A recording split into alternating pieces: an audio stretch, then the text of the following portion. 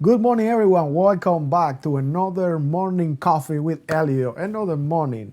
It is another opportunity, another blessing to be grateful for. And today I feel, honored. I have the privilege and the pleasure to have an amazing guest that is going to inspire you and motivate you to keep moving forward and keep fighting for your dreams and your goals no matter what. So all of that and more is coming after the intro. So stay right there because we are coming back with our amazing guests.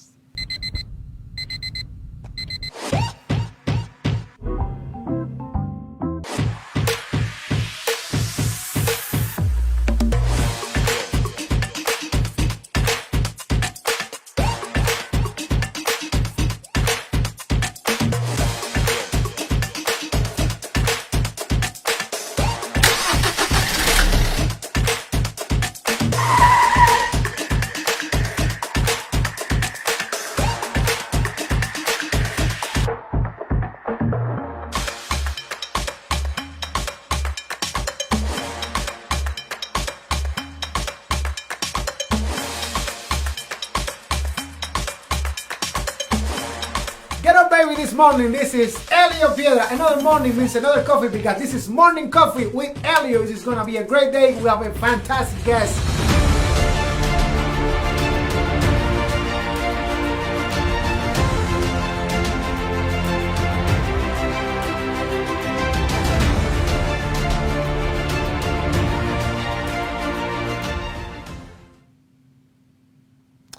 Welcome back to Morning Coffee with Elio.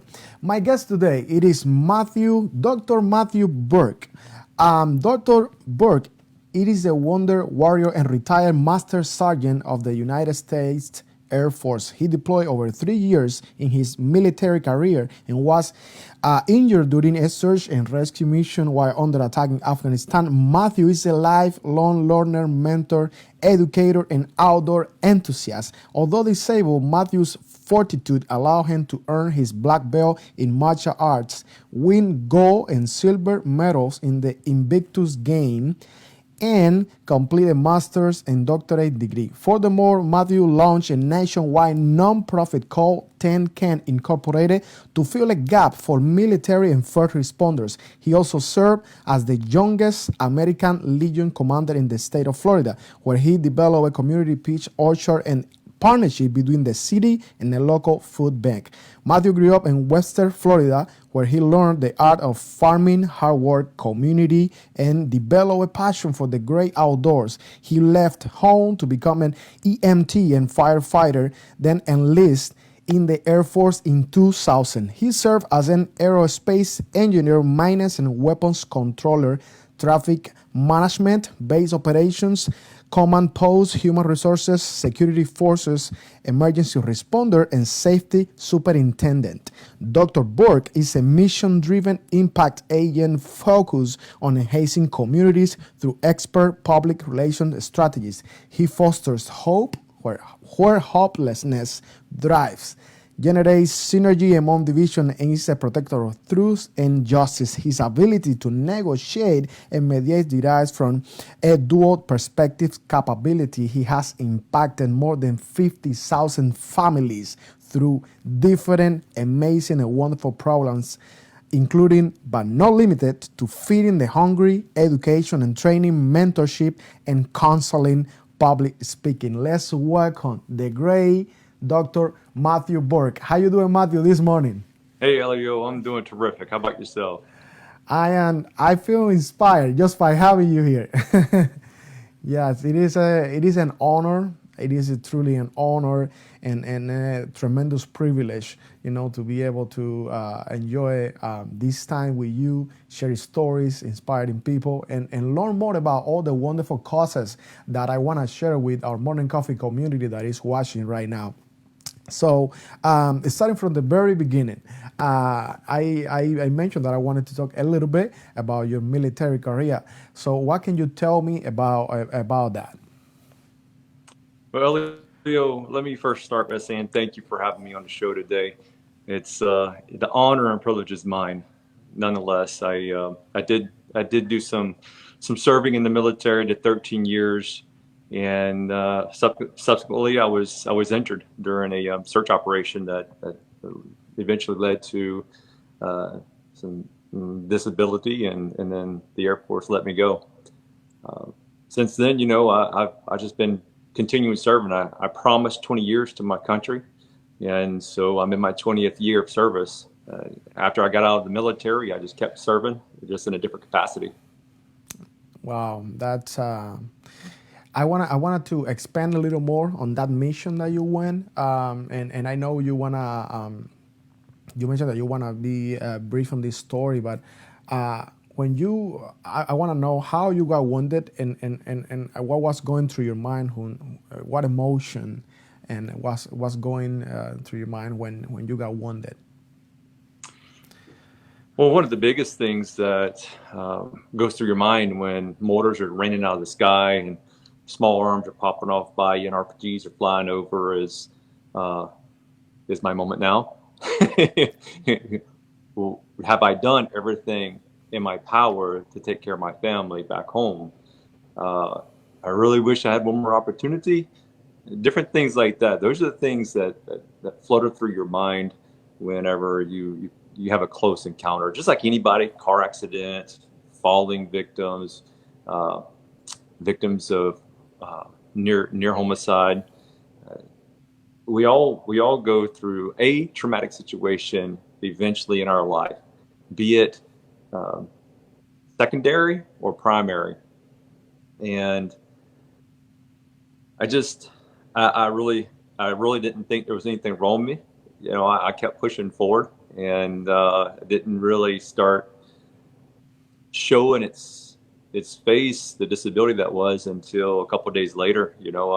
As they say, a lot of guys during combat, the adrenaline pushes through and gets you on and helps you achieve the mission. But had I been shot or something was protruding out of my body or something of that nature where there was blood, I would be able to say, yeah, I was wounded, and here is the day and time. But fortunately, my injuries were invisible, and with the broke neck, the fractured C-spine, I couldn't see it.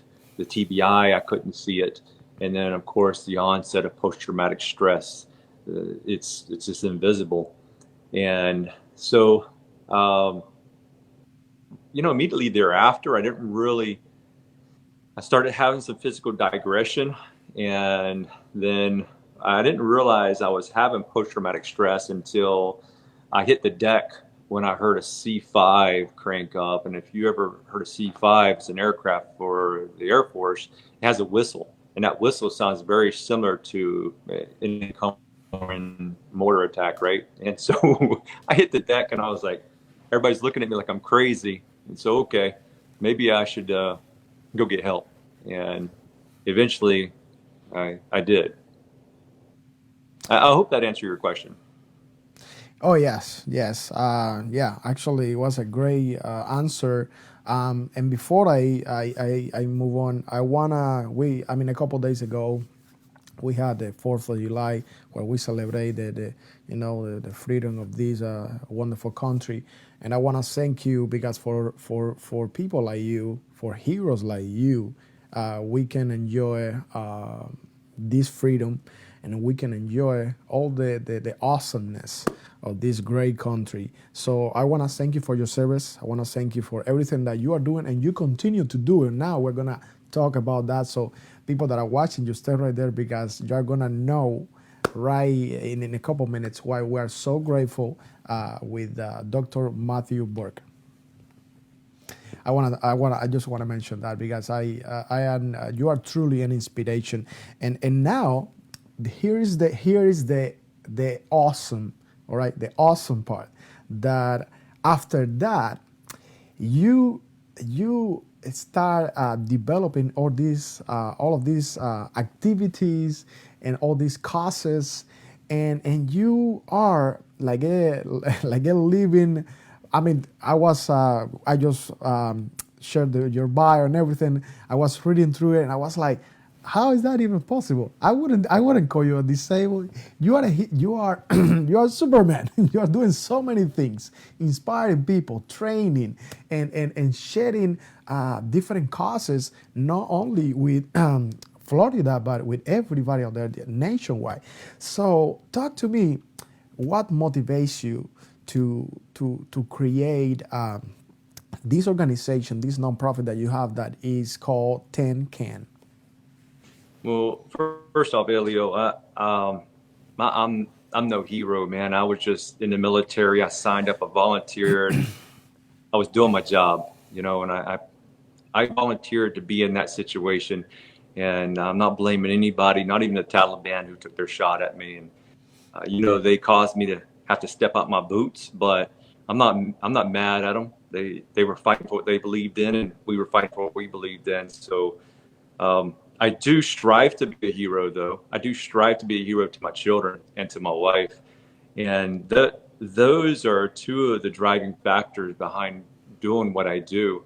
I have every reason to sit on the couch and have a pity party, if you would, because of the chronic pain that stems from my injuries. But I want my children to look at me and say, well, if dad can, then I don't have any excuse to quit. You know what I mean? And so that was kind of the original intent behind pushing through and not tapping out. From that, it felt good. It felt good to be an inspiration to my children, and I felt a calling on my life to share that inspiration and be kind of a motivator for other people in my situation that has shared, if you would, a common denominator, and that being we are trained to break and destroy things. That's what warriors are trained to do. Not all of us. I mean, some of us are trained to build things, and some of us are trained to kill things. And fortunately, I was trained kind of both, if you would. So I have the ability to look at both sides. And one of the things that really drives me is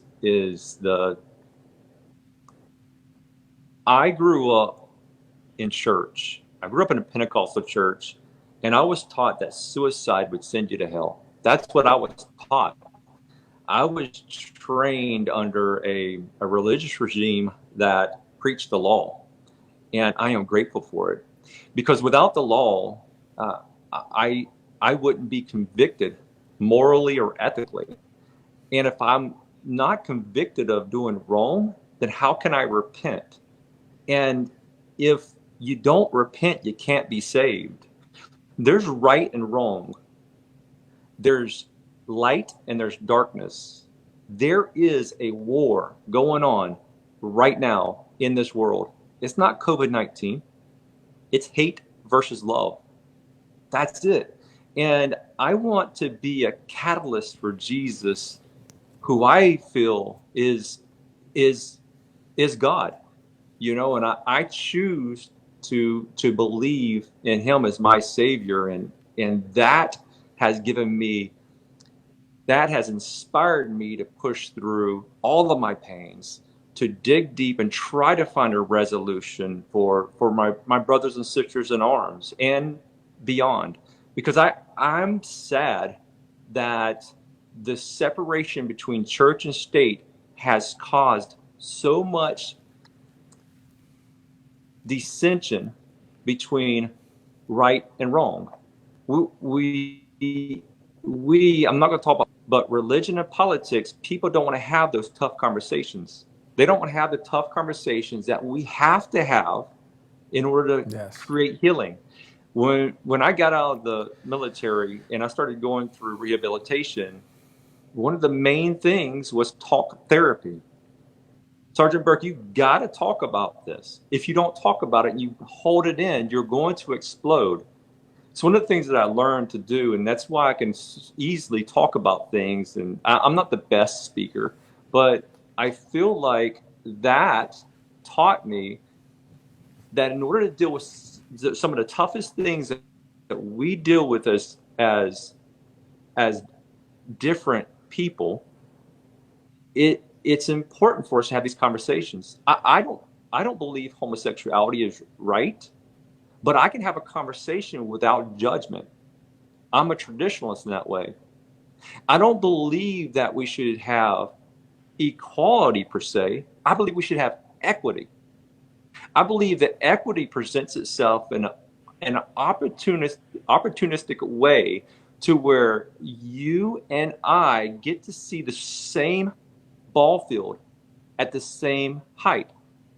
But equality says, hey man, I'm going to give you a step stool, and you're what? How tall are you?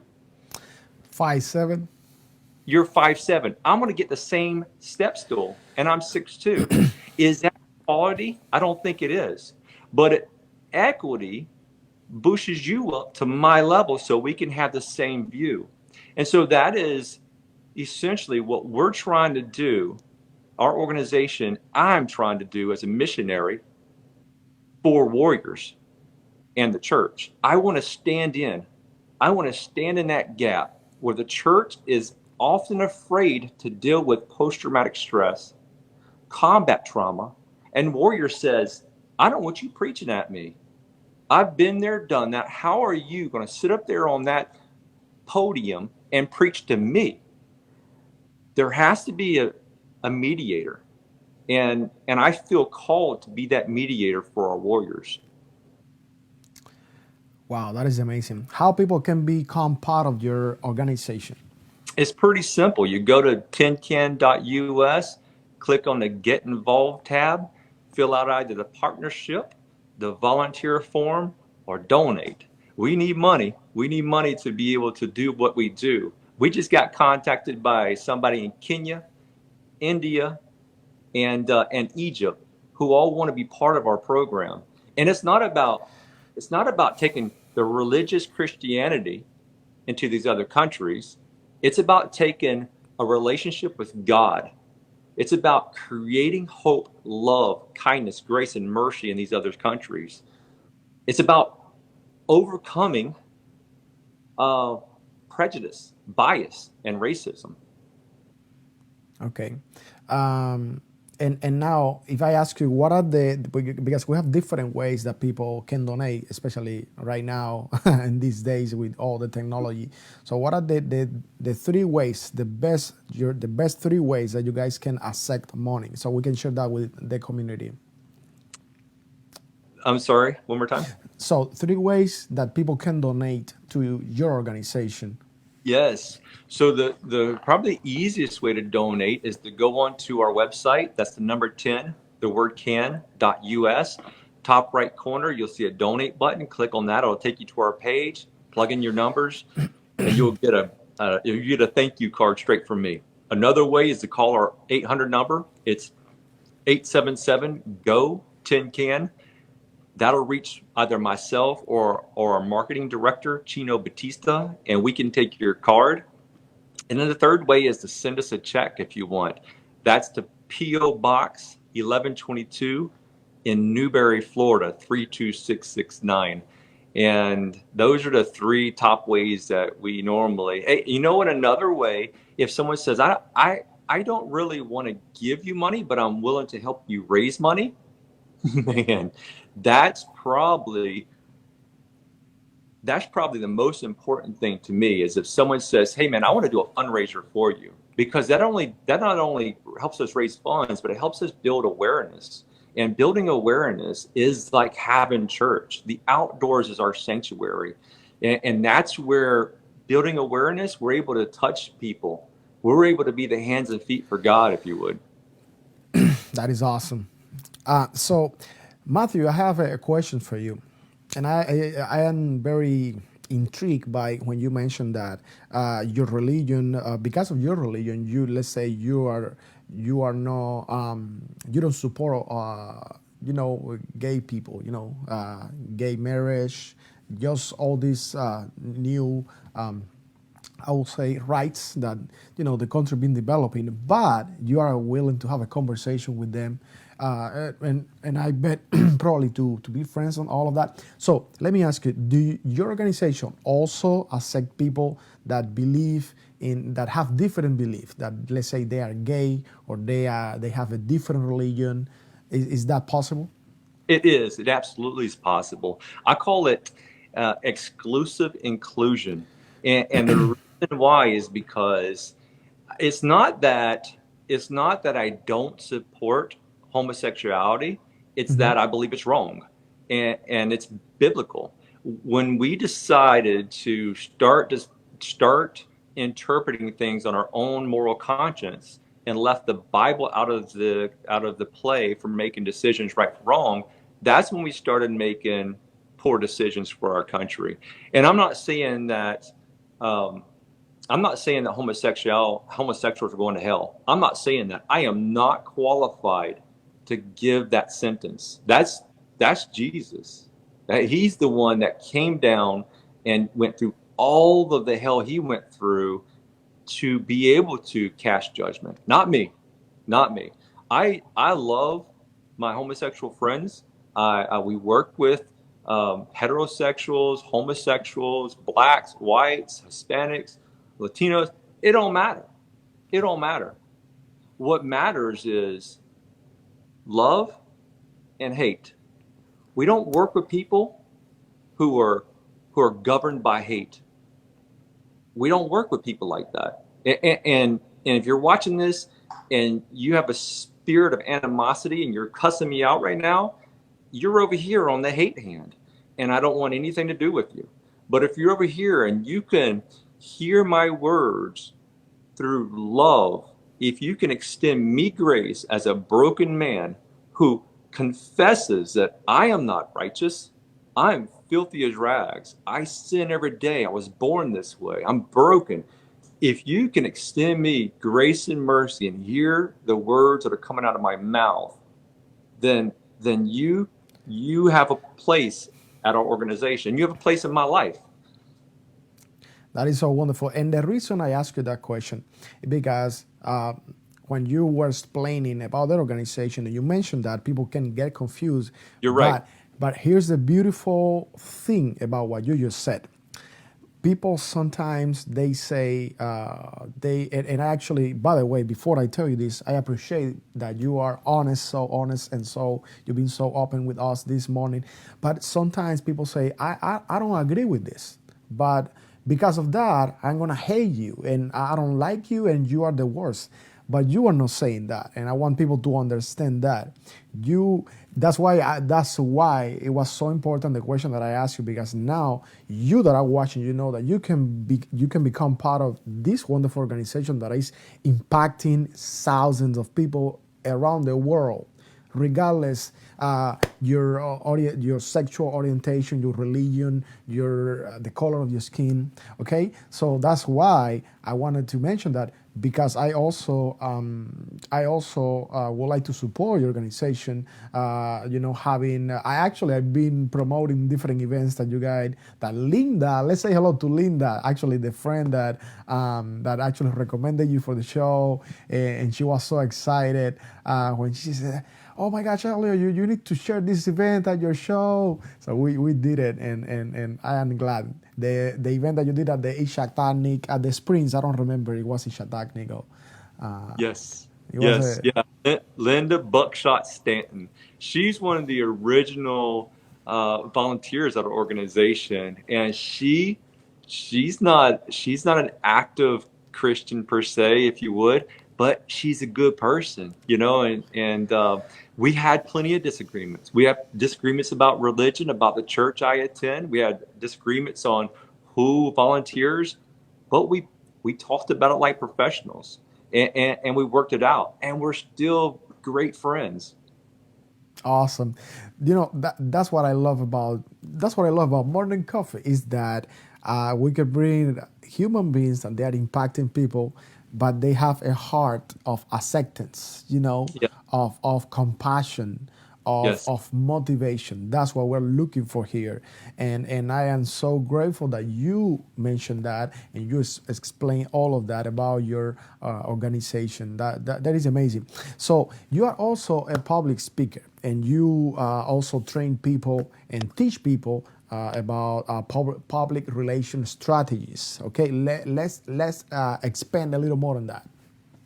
So I do public speaking every chance I get. It's not that I like to hear myself talk. It's that I feel like my experiences qualify me to share my story. It's just that I want to share my testimony, the things that I've gone through, the triumphs and the trials. I just feel like there's so much that people can take from what I have to share. Some churches have asked me to come and speak on certain days, but I'm open all the time to come and speak. I have such a plethora of experiences that I can talk to youth about what it means to not feel like you have value in your community, or to the opposite spectrum, the elder population. Moses was 80 years old when he set the slaves free. 80 years old. What do we do with 80-year-olds now? We stick them in a retirement home. That breaks my heart and blows my mind. There is so much value in the youth and in the older population and everything in between. And I love the opportunity to share and to inspire people to do good, and then to also take and extract the things that is happening in their life and to make something of it. One of the things that I do frequently is I help my fellow veterans find purpose, and I help them establish nonprofits. So we have nonprofits that we've had our hand in developing all across the country, and it pleases me. I don't want any credit whatsoever. I don't need any credit, but to see that person stand up and to do something good and to overcome suicidal tendencies and to be healed from post-traumatic stress because they have purpose in their life. That's all I need. That's the reason. That's the why. So going back, not going back, but just mentioning when you were talking about your kids, your family, that those are what we call our whys, our reasons. Yes. And now I am connecting that idea with what you are saying. You are supporting your fellow veterans, showing them that they still have whys, they still have reasons, so they Yeah. can keep moving forward towards their goals, and they can still have dreams. Because it's been said that you are never too young, you are never too old to keep dreaming and to keep striving and fighting for your goals. So that is But awesome. but you can be too proud, and that's the biggest barrier that I ran into with religious leaders, with warriors, with empowered women. I love empowered women, but don't get too proud. We are never beyond learning something new. We are never beyond partnering with other people. One of the things I just want to touch on this real quick. One of the things that I am personally striving to do is to get churches to work with other churches. Baptists with Church of God, Methodist, Presbyterian. Imagine the power of the church if we took all the denomination segregation that happens on Sundays and we dissolved it. Imagine the power of the Big C church and the influence we could have in this world globally if we didn't strive for individual attention from God, if you would. I'm just reaching. I'm just reaching. That's great. No, that's awesome that you're sharing that. So let me ask you, what is one thing that that people seems to misunderstand about churches? these days, there is a lot of different opinions about churches, and I think that's probably one of the reasons. I'm just assuming here, one of the reasons why people they are kind of like getting far away from churches. Can you mention one thing that people misunderstand about that? Uh, yeah, you're going to really limit me here on just naming one thing. Oh no, well, at least one, but you can say At yeah. least one, yeah. So I'll go brief, and in my book, Saving Heroes, I do that's currently being published. But probably the one thing that I look at, and I'm like, I don't understand why you hate the church so much, is that preconceived notion of hypocrisy. It's the person that doesn't go to church that blames it on the church, right? So you have 100. I have 100 different reasons to leave church. Well, they hurt my feelings, or they didn't do me right, or the preacher said something I didn't agree with. I'm there for God. I'm there for my relationship with God. And believe it or not, the preacher is human too. The preacher, other Christians, we're all human. So we suffer from the human condition. What we have to do individually is to own grace, mercy, love, and extend it out. As we are forgiven, we should forgive. And people make excuses so often. I don't feel like I'm getting fed there, or that person said this, or they're not managing their money right. It's all assumed. It's all assumptions. And you know what they say about making assumptions? What they say? Yeah, there's a donkey in the pasture for that. I'm going to leave that alone. All right. Well, that was a good answer. So you've been developing different programs, okay, and feeding the hungry, education and training, mentorship, and counseling, and this program that you just mentioned, helping the veterans. They are probably part of the counseling. I am assuming public speaking, emergency, and disaster response. About disaster response, what are you doing right now about this? So our disaster response team is more of a sleeper program. It's about having the means and the people to respond at any given moment. Responded to some of the greatest wildfires that ever swept across our nation in Oklahoma. Went out there and helped a Vietnam veteran who took catastrophic loss to his cattle ranch. I helped men fence from Oklahoma to Kansas. That's one, for example, Hurricane Michael, a lot closer to home. We were able to get a lot more organizations and people together. We went up there and supported them. We were in Panama City, feeding people, distributing products, building homes, clearing roads. FEMA is often overtaxed and underpaid, if you would. The electric companies couldn't get in to restore power until someone cleared the roads, and FEMA was busy saving lives.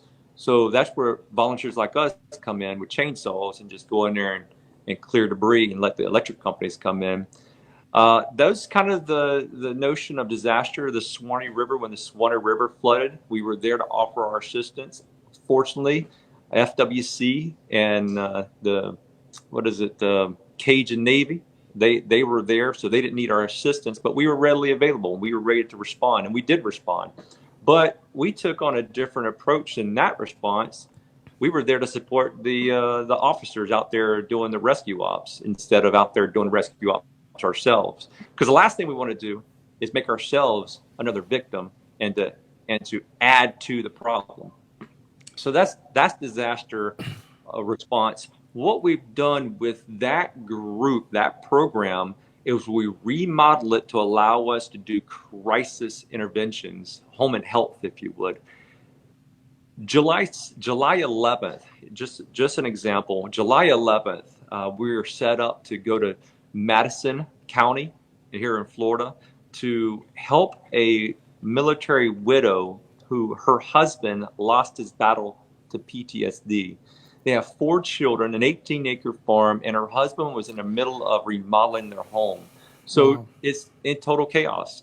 And to add to that, the suicide that occurred, and the lady, the spouse, she's a wreck. And so we're organizing a team to go up there and help them out a little bit. And what we hope to do is pull local volunteers to reach out to local churches and say, hey, we got this going on. It isn't our idea. It's God. Let's work together to make this better for this family. So that's kind of what we do, disaster and crisis response related. That is awesome. That is fantastic. So, if I ask you, what is the biggest struggle that you ever seen from someone, from a veteran, from someone that probably is coming back from being in the field for years and years, and they are going through the depression or something like that? What is the biggest struggle? Relative purpose. Having a purpose that matches that global importance. Because when we're over there, we're operating on a global scale, right? We're making a difference. Country to country, we are impacting lives. And now we're back here and we're small, insignificant. We went from like this to like that, microscopic on how we play in the big picture anymore. And that alone is probably one of the most significant factors. They say an idle mind is a devil's playground. One of the things that's kept me strong throughout this rehabilitation, if you would, it's an ongoing thing, is staying busy. Staying busy and knowing that my life matters. Not stretching too far out and not thinking too small. They say anxiety is what happens when you think too far forward, and depression is when you look too far back. So learning to live in the now and knowing that you have purpose in this moment in your environment, be it with your family, your friends, with Tin Can, I believe that is part of the solution. That is awesome. That is awesome. So you think that you think that depression can that veterans can overcome depression not only with counseling, but also staying busy and becoming part of all these activities, especially outdoor activities and in groups. I'm gonna be very bold in what I say here, and it's probably going to really agitate some people, but I think it's necessary for me to say we cannot put our mental, physical, or spiritual health on the shoulders of doctors, mental health counselors, or preachers. We have to take ownership of that. That's one of the problems that I have witnessed in our country, is that we blame everybody else for our inner turmoil. When you struggle from post-traumatic stress, that's different than depression. Post-traumatic stress is a chemical imbalance. It's associated with a physical occurrence, right? You are self-imprisoned. You're a prisoner of war. You may be here at home and freely moving about, but your mind is captured. And no talking about it can help it. In all of my experiences, I learned that talk therapy was effective, but every single time I've talked about it, it was like ripping the Band-Aid off again. And until I learned to add spiritual wellness to it, all I was being given was a bandage and no Neosporin. I believe that you have to add an ointment to a wound in order for it to heal. And without, in my opinion, without Jesus Christ being that ointment, then you're going to continue suffering. It doesn't matter. You can resist it. You can argue against it. It's just the way it is, man. That's how I feel. That's my belief, and I'm entitled to my opinion. So you want to hate on me, hate. It's okay. You know, I really believe that, it's like, I am, what you said, I agree with what you said like a few minutes ago, that I think nobody has the right to say, hey, you are wrong, I am wrong, or this you are bad, or just like you just said it. God is the hero. God is the master. He is the one. He's a creator. So I agree with you with that 100%. Is that you can say whatever you want, and I can tell you that you are right or wrong, right? And you just said that exactly like that a few minutes ago. And that's the beauty of what we call, there is an emotion, it's called compassion. All Yes. right, and accepting one another exactly how you are, and that's, I think there is beauty on that. I think there is beauty on that. Matthew, it's been a tremendous pleasure, and I want to ask you anything else that you would like to share, especially with your fellow veterans, with or anybody that is going through struggles, obstacles, that is feeling down. Sometimes people have these, what I call the wars of the illness. They feel this fear about the unknown, about how is it going to be tomorrow because of this disability that, again, I don't believe in that. I think you are watching, you are capable of doing more than you can ever begin to imagine, because when you have faith and when you believe in yourself, you'll see great things happening for you in your life, with your life, and then you start impacting not only your life but others' lives. So, Matthew, what would you say to those that are watching you right now, that are seeking compassion? They are seeking to heal those wounds. Stay in the fight. Don't quit. Your trench, your foxhole. You could be surrounded by the enemy, and you could feel overwhelmed. But know that you got people out here that's got your back, that's willing to get in the foxhole with you. And it may seem overwhelming, and church alone isn't isn't necessarily the answer. There's 10 life elements that you need in order to have a whole balanced life. And for me, in my experiences, it has been a huge and tormentousous uh, battle forward, and I don't want to put myself out there saying that I can talk to everybody, I can respond to everybody, because I'm human too. I turn my phone off on Sundays. I, uh, I don't answer the phone at night. That's what 911 is for. But I am offer myself as a catalyst to to help propel you into post-traumatic strength. I want to let you know that you have a light inside of you, and that darkness may feel overbearing and overwhelming, but just like in the shadows of the dark forest, if you turn just a flicker of light on, it will overcome the darkness. That you could be taken into account as a faith thing, or you can just figure it out on your own. But those who unfortunately try to figure it out on their own often fail. So succeed, don't give up, maintain hope, and know that there's a lot of people rooting for you, that loves you. They may be clapping on the sidelines because that's all they can possibly do at this time, or they may be in the trench with you, man. That is awesome, Matthew. Thank you so much for being here, for making time for our morning coffee community.